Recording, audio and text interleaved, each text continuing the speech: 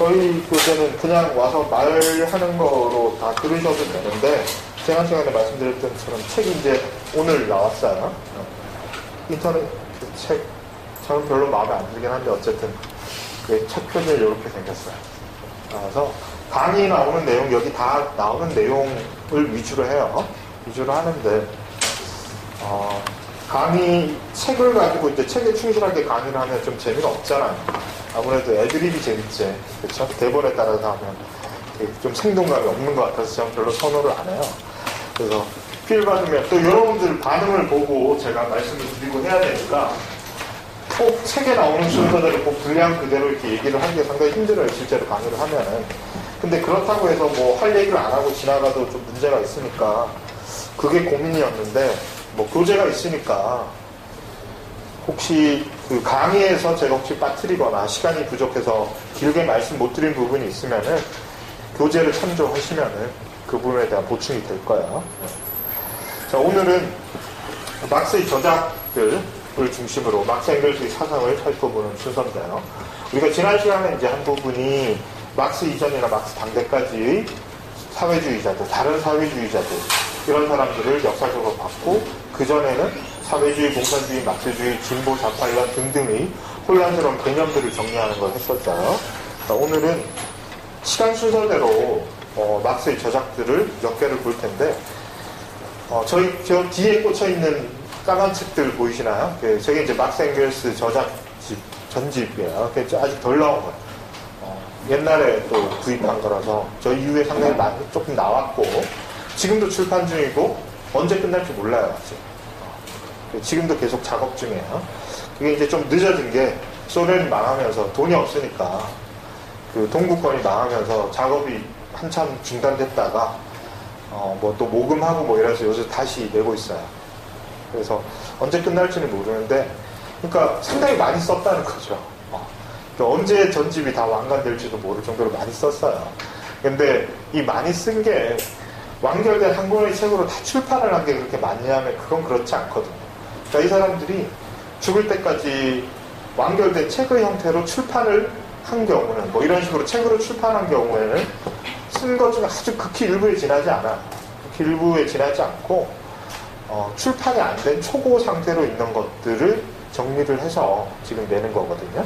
그래서 출판이 많이 안 됐다는 건 뭘 의미하냐 하면은, 실제로 이 사람들이 생각했던 것 중에서, 머릿속으로 생각하고 뭐 글로 정리하고 했던 것들 중에서 막스를 아는 그 당대의 사람들이 많은 부분을 전달받지 못했다는 얘기이기도 하죠. 그렇죠? 자기들 사상의 일부만이 책으로 출판되어서 사람들에게 알려졌지, 나머지 많은 부분들은 사람들이 잘 모르고 지나간 게 많다는 거죠. 그 다음에 저것도 저 정도 책이 나오기 때문에 상당한 오랜 기간이 걸렸겠죠. 지금 제가 정확한 연도를 기억 못하겠는데, 아마 그 메가 작업이, 전집 작업이 1930년대 20년대 말부터 시작됐나? 20년대 말부터 시작됐어요. 러시아에서, 러시아 혁명하고 나서. 그러니까 지금으로 치면은 한 70년 80년 정도 진행됐는데 아직 덜 나왔잖아. 그렇죠? 그렇게 오래 작업을 하고 있는데, 근데 문제 한 7, 80년이 됐다는 건 또 뭘 보여주냐 하면은, 어떤 책들은 앞에 나오고 어떤 책들은 또 같은 사람이 쓴 책인데도 어떤 책과 어떤 책 사이에 출판의 간격이 한 7, 80년이 된다는 얘기야. 그렇죠? 그러면은 만약에 이 두 책 사이에 책 내용이나 뭐 사상의 내용이 상당히 일관된 거였고 통일된 거였다면은 큰 문제가 발생 안 할 수도 있는데, 만약에 상당히 다른 내용을 담고 있는 책이 한 5, 60년 간격을 두고 출판이 되면 어떻겠어요? 한 50년 전에 A라는 책이 출판됐을 때 막스를 공부했던 사람들, 그 책을 읽고 막스를 접했던 사람들이 막스를 이해하는 방식과 50년 뒤에 상당히 다른 내용을 담고 있는 책이 출판됐을 경우에 막스를 이해하는 방식이 상당히 다르겠죠. 그렇죠? 그래서 똑같은 막스주의자라고 자기가 생각을 하더라도 실질적인 사상의 내용이 상당히 다를 수가 있겠죠. 이게 막스주의 경우에 상당히 현저하게 발생을 해요. 그래서 실제로 막스주의 여러 분파들을 만들어내는 원인 중에 하나가 되기도 하거든요. 그 중에 이제 제일 대표적으로 그런 작용을 했던 텍스트가 뭐냐 하면은, 막스의 아주 초기 저작인데, 1844년에 막스가 나중에 이제 편집자가, 출판하면서 편집자가 붙인 제목이에요.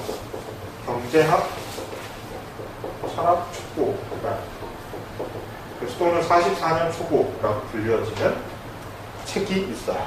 그래서 뭐 줄여서 경철, 수고, 초고 뭐 이렇게 번역되기도 하는 텍스트가 있는데, 이 책은 말 그대로 1844년이니까 막스가 1818년에 태어나거든요. 그러니까 상당히 젊을 때 쓴 거죠. 근데 이 책이 출판이 된 거는 1934년인가? 30년, 1930년대. 영표에 보면 뭐 나와 있는데 아무튼 1930년대. 그러니까 이 사이에 상당한 간격이 있죠. 그렇죠? 상당히 간격이 있죠. 그래서 이 경제학 산업 초고는 막스 앵겔스가 죽고 한참이 지나고, 그리고 러시아 혁명을 통해서 막스주의를 표방한 국가가 성립된 이후에야 출판이 되게 돼요. 자, 근데 문제는 이 무렵, 이 책이 출판된 무렵까지 사람들이 흔히 막스에 대해서 가지고 있던 생각하고 상당히 다른 내용들이 이 책에 담겨 있었던 거예요. 그래서 이 책에 근거해서 막스를 이 당시의 주류의 해석과 다르게 해석하려는 사람들이 나오게 돼요. 이게 막스주의를 크게 나누는 분기점이 되는 사건이 되거든요. 이 책에 대한 얘기를 좀 해보겠습니다. 그래서 막스는 뭐 처음부터 공산주의자였던 건 아니죠. 뭐 태어나면서부터 공산주의자가 어떻겠어요. 거기다가 이제 공산주의, 사회주의라는 우리 지난 시간에 봤듯이 일반화된 사상도 아니었기 때문에 초기에 막스가 이제 학생이었다가 청소년이었다가 성인이 돼서 지식인으로서의 커리어를 쌓아나가던 무렵에 초기 이론적 또는 정치적 지향은 자유주의적인 입장이었어요. 그러니까 그 사람이 독일 사람이잖아요. 그렇죠? 그 당시 독일이 영국이나 프랑스에 비하면은 경제적으로나 정치적으로나 상당히 후진적인 위치에 있었다고 흔히 얘기를 하죠. 그렇죠? 그래서 특히 정치 체제에 있어서는 영국이나 프랑스에 비해서 이 근대적 민주주의가 상당히 일반화되기 이전의 상태였단 말이죠.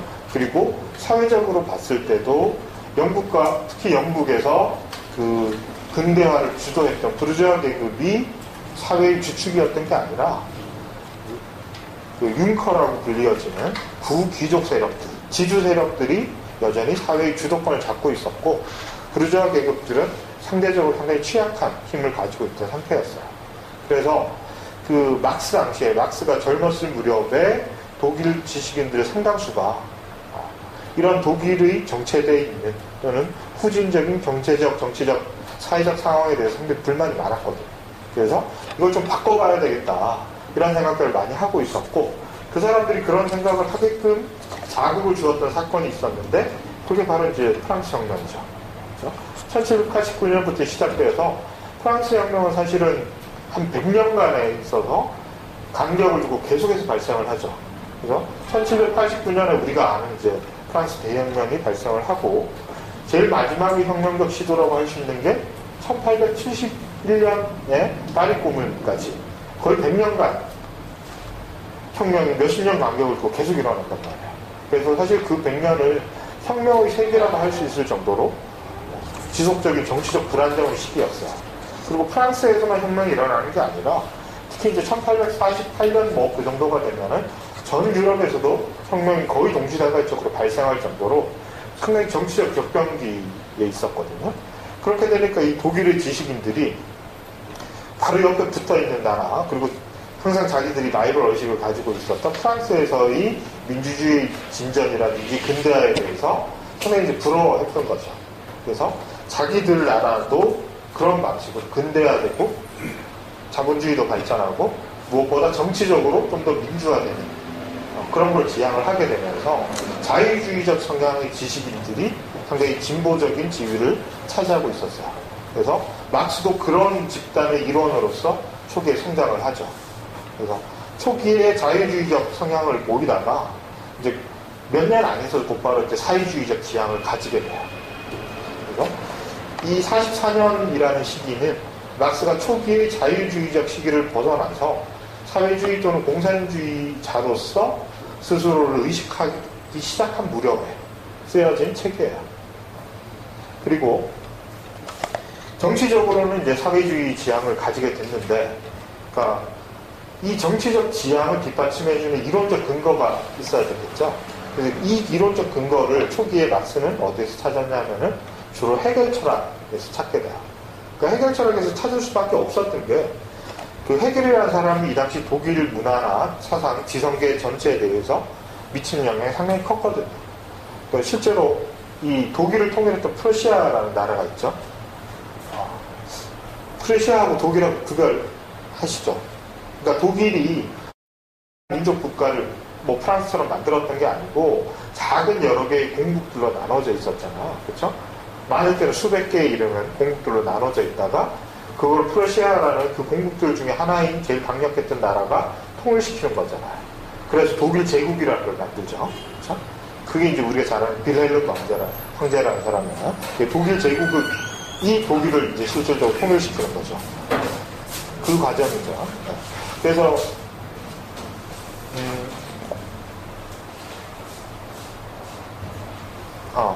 그 프러시아가 이렇게 독일 전체에서 제일 강국이 되던 무렵에 자기 나라의 공식적인 철학자, 그러니까 공식적인 이데올로그들이 있을 거 아니에요. 그렇죠? 공식적인 이데올로그 역할을 했던 사람이 해겔이에요. 그래서 독일 사회 전체에서 해겔의 영향이 상당히 커요. 상당히 큰데 이 해겔이라는 사람이 상당히 좀 재밌는 게 그 사람에 대한 평가가 상당히 극단적으로 갈려져요. 그래서 해겔을 어떤 사람들은 혁명적 사상가로 보기도 하고, 그래서 해겔은 프랑스 혁명의 철학화를 했던 사람. 그러니까 프랑스 혁명이라는 정치적으로 진보적인 사건을 철학의 형태로 소화했던 사람. 이렇게 보면서 상당히 진보적이고 혁명적인 사상가로 보기도 하고, 또 어떤 사람들은 프러시아 또는 독일 제국이라는 완고하고 어떻게 보면 상당히 태행적인 정치 체제를 정당화했던 보수적인 철학자, 이렇게 보기도 하는데, 두 가지 측면이 실제로 다 있죠. 실제로 다 있었어요. 다 있는데, 그러면 이 평가가 어떻게 합리적으로 공정할 수 있느냐. 그래서 초기에는 상당히 혁명적이고 진보적인 생각을 하다가 말년으로 가면은 보수화됐다.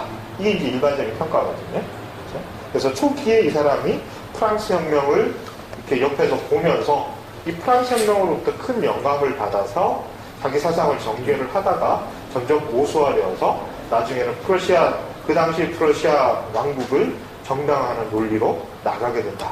이렇게 설명을 보통 하는데, 그래서 해겔의 계승자들도 이 두 가지 특징으로 딱 나눠지게 돼요.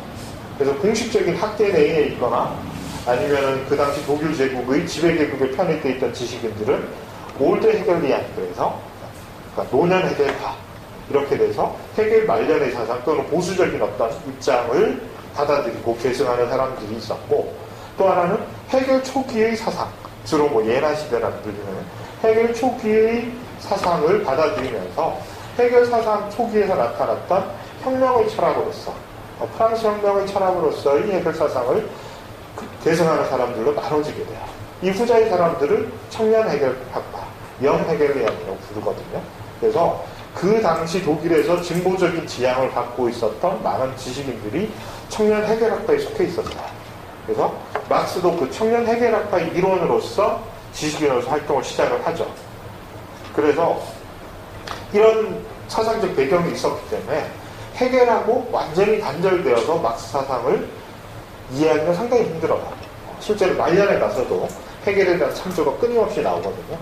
근데 이제 문제는 해겔 얘기를 하고 해겔로부터 영향을 받았다는 거하고 이 사람이 해겔주의자다라고 말하는 걸 구별해야 되잖아요. 그렇죠?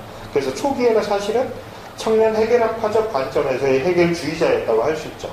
그러다가 사회주의적 지향을 가지는 정치적 지향의 변화와 함께 이론적으로는 해겔주의를 벗어나려고 애를 쓰죠. 그 무렵에 나온 텍스트가 이 텍스트예요. 자, 그런데 해겔 사상을 벗어난다고 해서 이제 곧바로 자기의 독자적인 어떤 사상 체계를 만들어냈냐? 그렇지는 못하겠죠. 그러면서 어떤 과도적 단계로서 해겔을 극복하는 어떤 단계에서 어떤 다른 사상가에 의존을 하는데, 그 사상가가 누구냐면은 루드비히 포에르바흐, 이름 혹시 들어보셨어요? 포에르바흐라는 사람인데, 한글로 번역된 이 사람 책도 뭐 한글로 몇 번이 더 하는데 제일 중요한 저자가 기독교의 본질 뭐 이런 책이 있죠. 기독교의 본질 이런 책이 있는데 이 당시에 어떻게 보면 이제 포에르가에 근거해서 해결 사상을 극복하고 그리고 좀 더 뒤에 보면 자기 사상, 자기 보유한 사상으로 나아가는 과도기에 있던 그 무렵이다. 이렇게 말할 수 있죠. 자, 근데 이 포에르가에 근거했다는 게 도대체 무슨 의미냐? 이걸 한번 좀 생각을 해보도록 합시다. 자, 포에르가 중요한 책 제목이 지금 기독교의 본질이라고 했어요. 근데 이 사람만 이런 책을 쓴 게 아니라 그 당시에 독일의 진보적인 지식인들이 기독교 비판을 주로 했어요. 기독교를 엄청나게 까대기 시작하거든요. 왜냐하면은 그 당시에 다른 나라도 마찬가지였겠지만 우수적인 정치 체제들이 대체로 기독교와 결합되면서 스스로를 정당화하죠. 그러니까 정치 권력 입장에서는 기독교의 힘을 빌려서 정치 권력을 안정화시키려고 하고 교회나 그 교회 주변의 지식인들은 그 정치 권력과 결합함으로써 자기 기독교의 유권이라든지 아니면 위신 같은 걸 유지하려고 했고 이런 상태들이 상당히 오래 지속이 되어 있었기 때문에 이 기독교에 대한 비판이 뭐 정치적으로나 사상적으로 상당히 혁명적인 의미를 실제로 지니고 있었어요. 그 당시. 근데 독일에서 특히 이런 책들이 많이 나오는 게 막스도 그런 평가를 하는데 이 사람들이 정치적인 문제나 경제적인 문제에 대해서 곧바로 혁명적인 얘기를 할 만한 상황이 아니었다는 거예요. 그런 현실적 인식도 결여되어 있었고 그 당시 독일의 정치적 사회적 발전 단계 자체가 이런 현실적 혁명을 가져오기에는 힘든 상황이었기 때문에 현실적 혁명은 영국과 프랑스에서 일어났고 그거를 철학적 버전으로 바꿔놓은 게 이런 거다. 이런 식의 해석을 하셨다.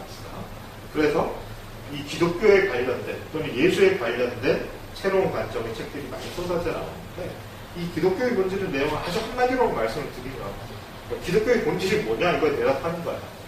본질이 뭐냐? 아주 유명한 말이죠. 신학의 기독교겠죠. 신학의 본질은 인간합니다. 그런 얘기입니다. 신학은 신에 대한 학문 아니에요. 근데 신에 대해서 우리가 학문적으로 탐구해보니까 신이 뭘까? 해보니까 뭐라는 거야? 인간이더라. 신학의 본질은 인간이다 하게 되고 신이 인간이라고 어떻게 이런 일이 일어나? 왜 이런 일이 일어나? 종교 또는 신학이란 건 뭐냐면은 인간이 가지고 있는 바람들, 원망들 있잖아. 이것들이 객관적 대상으로 바깥으로 투사된 것이 신이다. 예를 들어 우리가 인간들이 제일 못 가진 게 뭐야? 죽지 않는 거. 신은 죽지 않잖아. 전지전능하고 영혼불변이고 뭐 이런 것들. 이거 사실은 알고 보면 신이 원래 갖고 있는 게 아니라 인간이 가지고 싶지만 갖지 못하는 것들을 바깥에 다 가진 어떤 존재자에게 투사시켜 놓은 거다. 이런 얘기를 하는 거죠. 그런 얘기를 하는 거예요. 자, 그러면은 종교나 신학이라는 건 결국은 인간이라는 게 원래 있는데, 그렇죠? 인간이라는 것이 원래 있는데 인간이 다른 이름으로 신이라는 이름으로 있는 것처럼 수사된 건데, 근데 이 신은 어떻게 돼요? 종교에서는 인간에 대해서 절대적 지배권을 갖는 존재로 말해지잖아. 그렇죠? 그러니까 신하고 인간이 실제로는 같은데 종교 속에 들어가면 어떻게 돼요? 신은 아주 절대적이고 인간은 거기에 대해서 아주 하찮은 존재가 되잖아요. 그렇죠? 그래서 원래 신은 인간에게서 나온 건데 인간이 결국은 자기한테서 나온 것에 종속되고 매달리고 노예처럼 살고 이렇게 된다는 얘기예요. 이걸 비판하는 거죠. 자, 이런 현상, 그러니까 인간이 스스로 만든 것에 의해서 오히려 지배당하고 훨씬 낮은 지위에 처하게 되고 그걸 또 자기가 만들어낸 것을 두려워하게 되고 섬기게 되고 이런 관계를 지칭하는 말이 되죠. 이거를 소외라고 부르죠. 네. 소외가 이 말을 쓴 건 아닌데 이런 현상을 일반적으로 부르는 명칭이 개념이 소외라는 것이죠. 그렇죠? 이게 소외. 그러니까 인간이 스스로 만든 신에 오히려 종속되는 거예요. 이런 식으로 사회를 비판했던 기독교 비판을 통해서 사회 비판을 했는데 제가 지금 막스 얘기하기 전에 포일바의 얘기를 왜 했냐면 84년 단계에서 막스가 그 당시 자본주의 사회를 바라보는 관점이 포일바가 기독교를 비판했던 틀과 상당히 유사한 틀에서 비판을 하게 됩니다. 자, 그래서 포일바한테는 기독교가 문제인데 막스는 이미 사회주의자이고 상당히 현실적 관심을 가진 사람이어서 그 당시 독일이나 또는 세계의 정치적, 경제적, 사회적 현실에 대해서 관심이 있었어요. 종교 비판은 상당히 비본질적이고 부차적인 거라고 생각을 하고 사회 문제에 대해서 직접적으로 얘기를 하는 게 필요하다. 이게 이 사람의 생각이었는데 이 사람이 관심을 가지는 이 현실을 한마디로 얘기를 한 거였어요. 사회주의니까 뭐를 비판하기 위한 거였죠? 우리가 지난번에 본 것처럼 바로 자본주의 비판. 이 사람의 과제였어요. 그러니까 이 사람의 전제는 이 당시에도 자본주의 사회는 이거 너무 문제 많은 사회라. 자본주의가 문제야. 이렇게 본 거죠.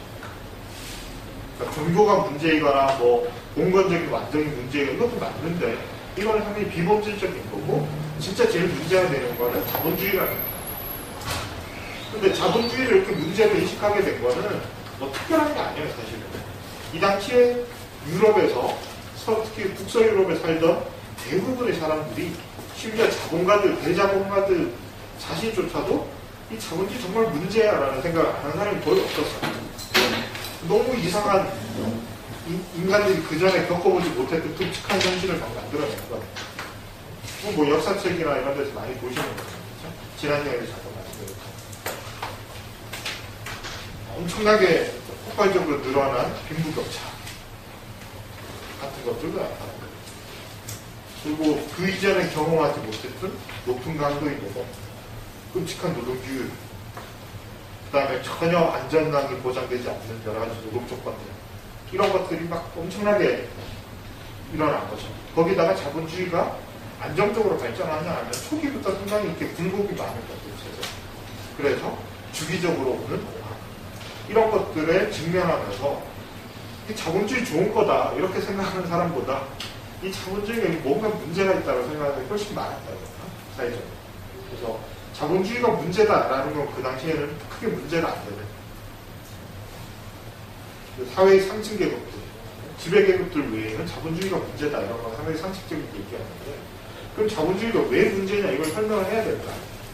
현상들은 눈에 아주 뚜렷하게 보였으니까 그 사람들은 뚜렷하게 보였으니까 이 원인을 지금 이해를 하고 그 구조를 분석을 해야 되는데 이 사람이 자본주의라는 문제점들을 분석한 틀이 아까 포에르바가 기독교를 비판한 틀과 같은 틀로 해석을 한 거예요. 자, 그러면 이제 어떻게 해석하시죠? 자본주의가 왜 문제냐? 자본주의는 소외를 낳기 때문에 문제다. 그런 얘기예요. 그럼 소외라는 게 뭐냐?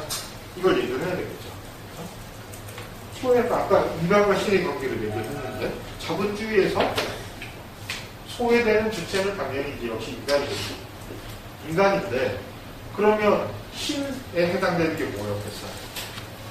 뭐로부터 소외되는 거 아닌가요? 뭐로부터 소외되겠어요?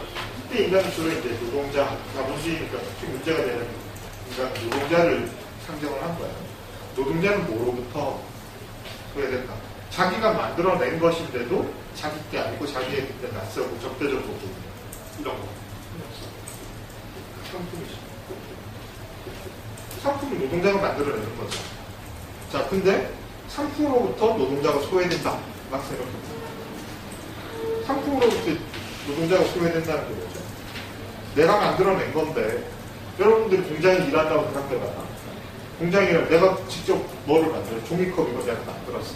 오늘 저녁에 회식이 있는데 한 박스 들고 가야지. 이렇게 들고 나면 어떻게 돼? 절도잖아. 그렇죠? 내가 만들었다고 해서 내가 거기에 대해서 처분권을 가질 수가 있나요? 없죠. 자본주의에서 그게 불가능해요. 그렇죠? 어떤 물건이나 그렇죠. 자기가 자기 노동으로 만들어낸 것임에도 불구하고 내 것이 아니야. 그렇죠? 법적으로나 경제적으로 내 것이 아니야. 소유권이 없는 거예요.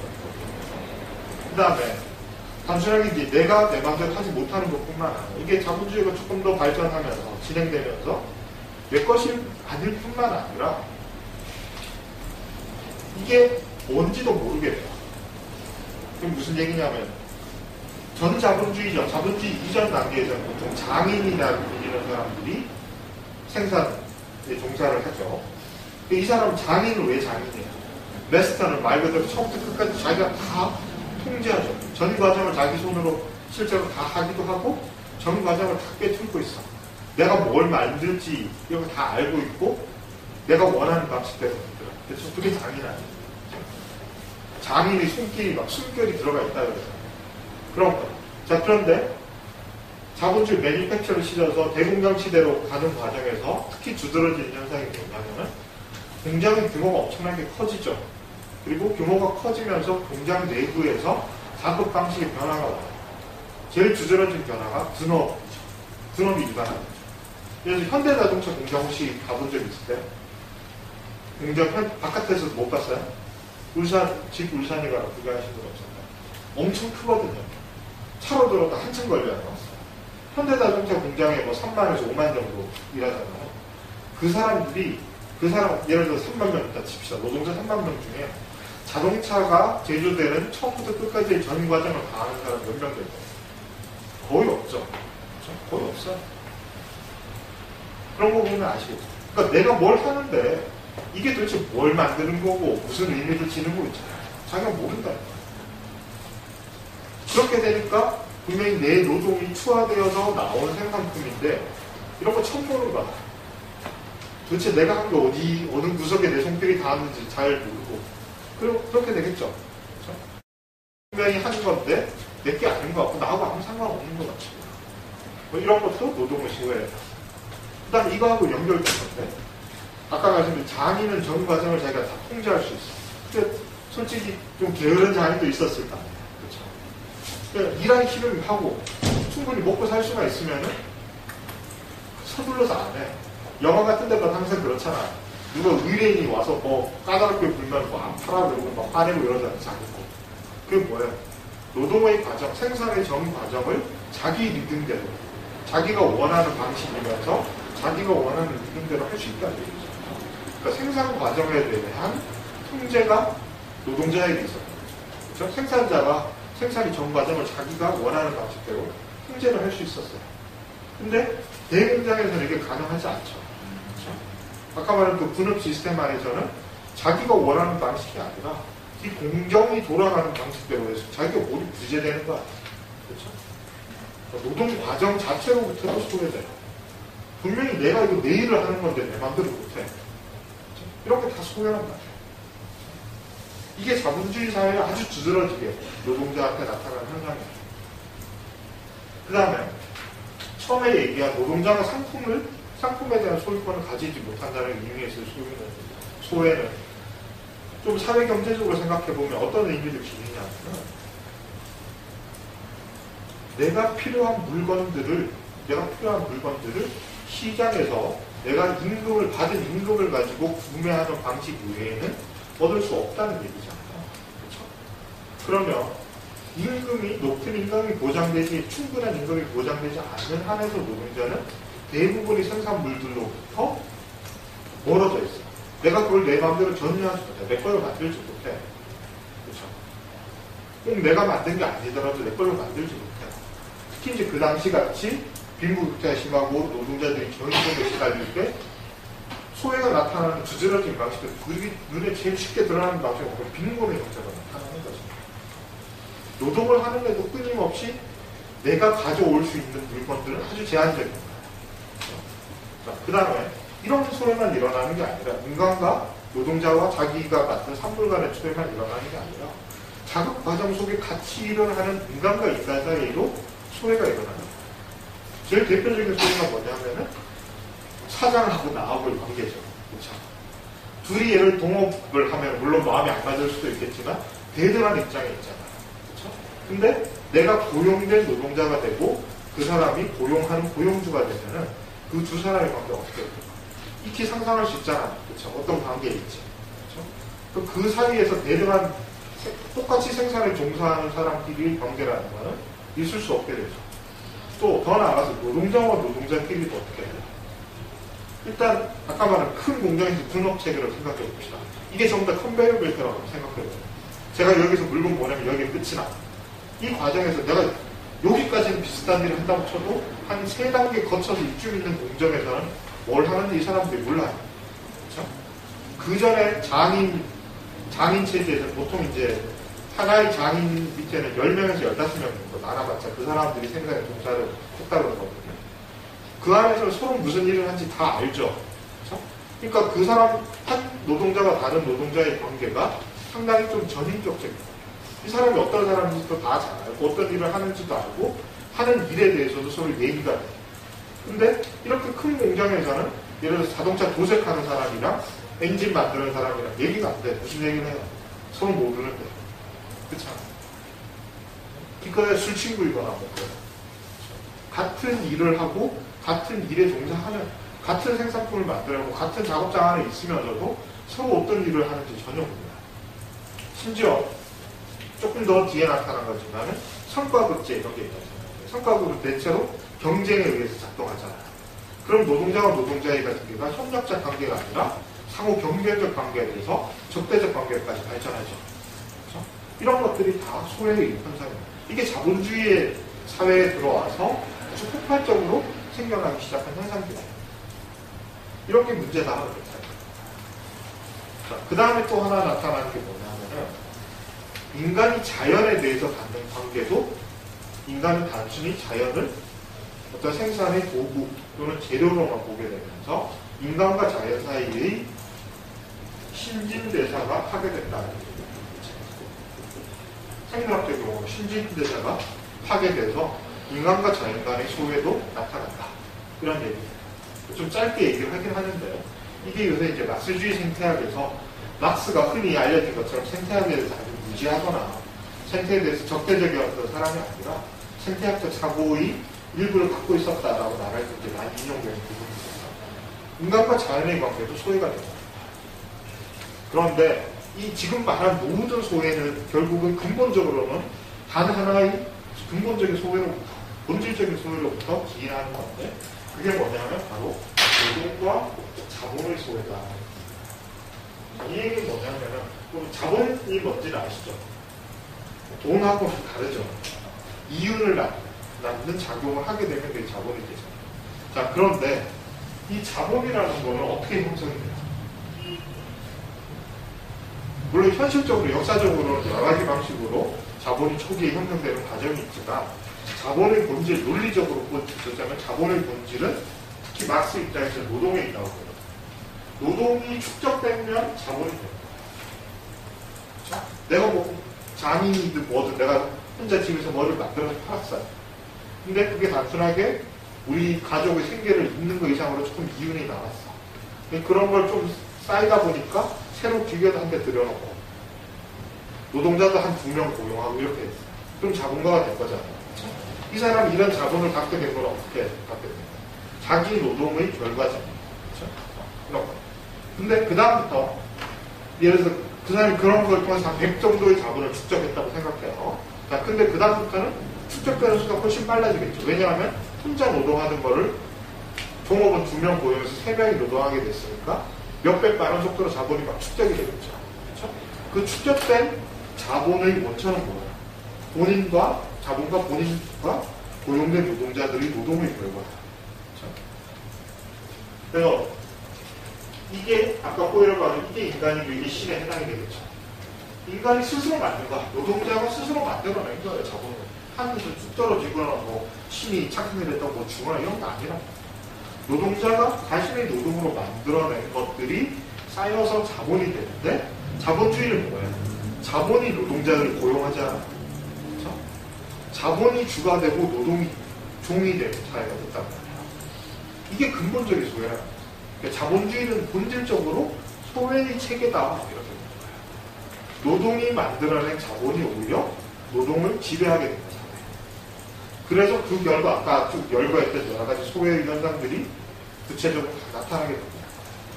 자본주의 가장 본질적인 문제는 바로 이 노동과 자본의 소외에서 나타났듯이 인간의 본질을 소외시켜서 소외된 존재로 만든다는 게 있다. 이렇게 이해를 하는 거죠. 자, 그런데 이런 식의 이해 방식이 좀 문제가 있을 수가 있어요. 왜 문제가 있을 수 있냐 하면 지난 시간에 좀 했어야 되는데 못한 부분이 막스 그러면 여러 가지를 떠올리는 게 많은데 이제 아주 중요한 게 유물론이라는 개념하고 그다음에 요거부터 간단하게 설명을 하고 요 얘기로 다시 돌아갑니다. 유물론이라는 거예요. 영어로는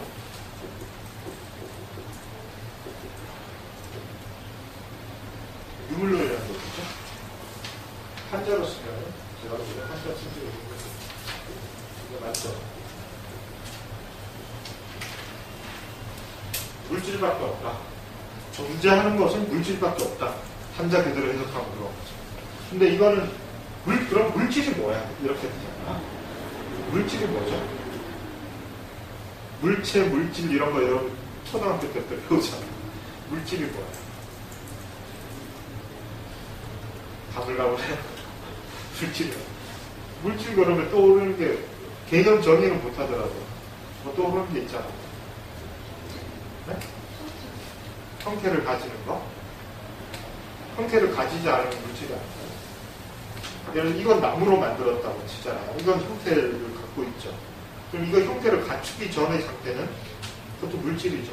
그래서 형태를 갖춘 건 오히려 물체, 사물, 네. 그리고 이것이 토대가 되는 것이 물질이죠. 머티리얼. 이거.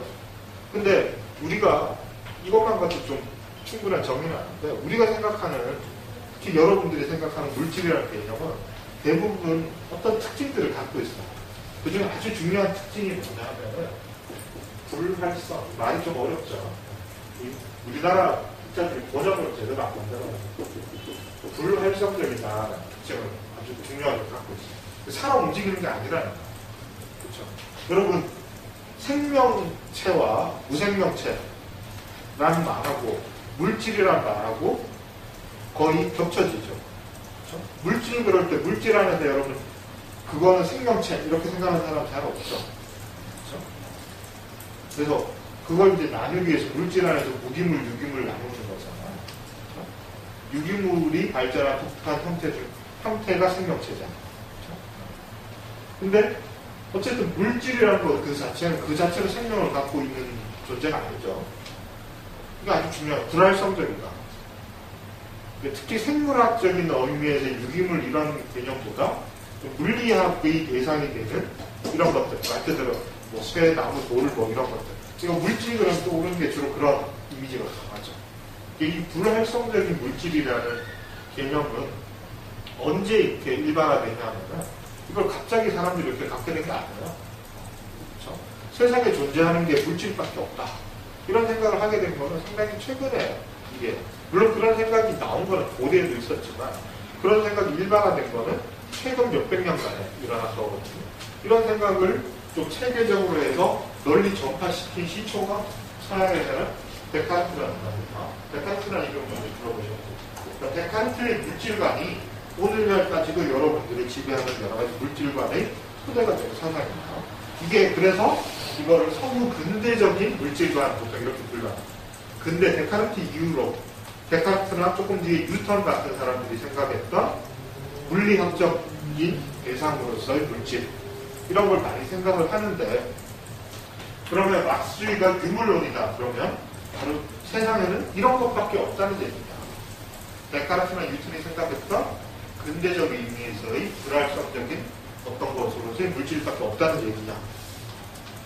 여기서 좀 곤란한 점을 붙이게 되는데 그렇기도 하고 아니기도 한 게 문제예요. 그러니까 막스가 스스로 유물론자라고 아주 초기 때 얘기를 하는데 유물론자에게 도대체 어떤 의미냐 이렇게 물었을 때 이런 의미에서의 물질밖에 세상에 없다라고 생각한다는 점도 분명히 있어요. 그런 측면도 있어. 왜냐하면 이 사람 19세기 사람이니까. 그렇죠?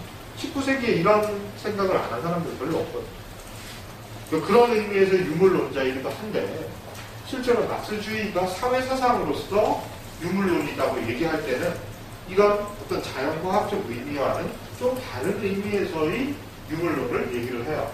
어떤 의미에서 유물론이냐면 이때 물이라는 게, 물질이라는 게 머티리얼을 가리키는 것이 아니라 현실을 가리킵니다.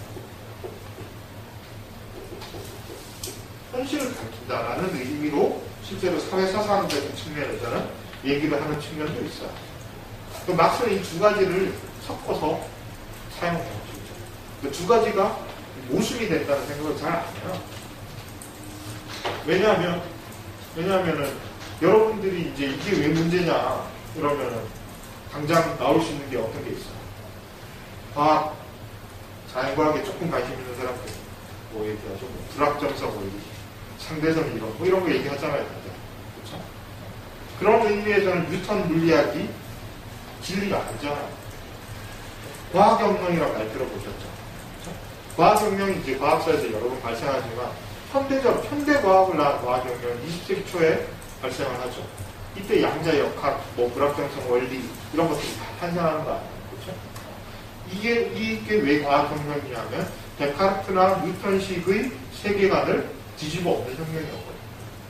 자, 그러면 막스는 그 이전의 사람이기 때문에 이 사람이 생각했던 거는 현대적 의미에서의 과학혁명 이전 시기의 생각을 했기 때문에 이런 물질과학 그리고 현실이 중요하다라는 유물론이 크게 모순된다고 생각을 안 해요. 그런 생각을 못했던 거죠. 시대적 한계를 갖고 있었던 거죠. 근데 20세기 우리가 과학혁명을 겪은 이후에 우리 입장에서 보면은 이런 식으로 물질관을 이해하게 되면은 설명 못하는 게 너무 많아요. 그렇잖아요. 그렇죠? 현대과학으로 설명할 수 있는 것들을 대부분 설명 못 해버려요. 그러니까 이제 낡은 거다. 이렇게 되죠. 그러니까 막스주의가 제가 처음에 이제 잠깐 같이 했던 얘기 중에 막스주의를 왜 낡은 걸로 보냐. 대답 중에 아주 유력한 대답 중에 하나가 이거야. 막스의 유물론이라는 거는 근대적인 과학혁명 이전의 물질관을 가지고 자기 사상의 토대라고 얘기를 했기 때문에 이거 현대과학하고 전혀 들어맞지 않는다는 거예요. 이게 상당히 유력한 비판이에요. 설득력이 있는 비판이에요. 자, 그런데 분명히 그런 한계를 갖고 있음에도 불구하고 막스가 사회사상으로서 유물론을 얘기를 할 때 이 사람은 뭘 얘기를 하냐면 현실에 입각해야 된다. 현실에 입각해야 된다. 있는 거는 현실밖에 없지 현실 위에 뭐가 있는 게 아니라고 봅니다. 이게 너무 상식적인 얘기 같은데 현실만이 중요하다. 오늘날에 너무 상식적인 얘기 같지만 실제로는 별로 그렇지 않아. 오늘 별로 이렇게 여러분들도 아마 그럴 텐데 상식적으로 이런 식으로 생각하는 사람은 별로 없어요. 무슨 얘기냐 하면은 여러분 도덕관 갖고 있죠. 그렇죠? 나름대로 모랄 차이는 조금씩 있겠지만 모랄 갖고 행동하지 않는 사람 없잖아. 그렇죠?